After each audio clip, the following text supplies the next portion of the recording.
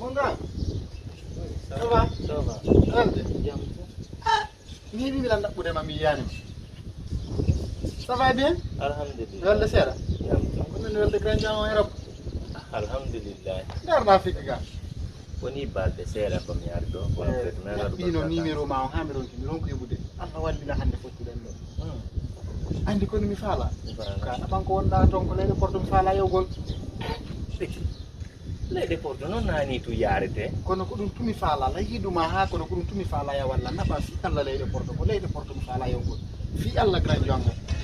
frère problème ala gasalla wallati nyande go ankar yaha andi leyde porto wela fi yewgol wawa yugol Conakry ala Dakar ma yido ya Côte d'Ivoire Fani kono ko mi fala bay tan andi ni sa fala tu wallugol la non la ngandi ala borayna.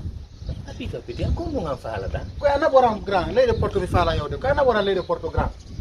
peti minnuma no mi wawata mana budde leyde porto ni namanitu goddo wawata jettirde goddo ni leyde porto wona dingira goddo andi ko dingira ma wiyata ko falda wa jettay naba mais leyde porto mi wawata mana budde leyde porto ni namani walla ngandi ni da mari opportunité na bugol la leyde porto walla fi Allah grand fi Allah la yiduma vrai fi Allah na boram leyde porto grand fi Allah.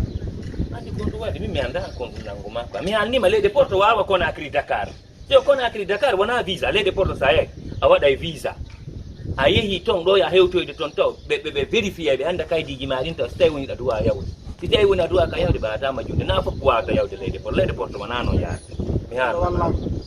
mais mi wawatama wallude min numa ka sikkude leyde porto ko dingira So be anyana la woni so be da mari opportunité na walla nganya la woni ammi tewtako ma anyana la woni be billahi be be leyde porto ko ni be wal be poni hammay billahi sina dum grand jeno mari opportunité na bugol lan mais problème mala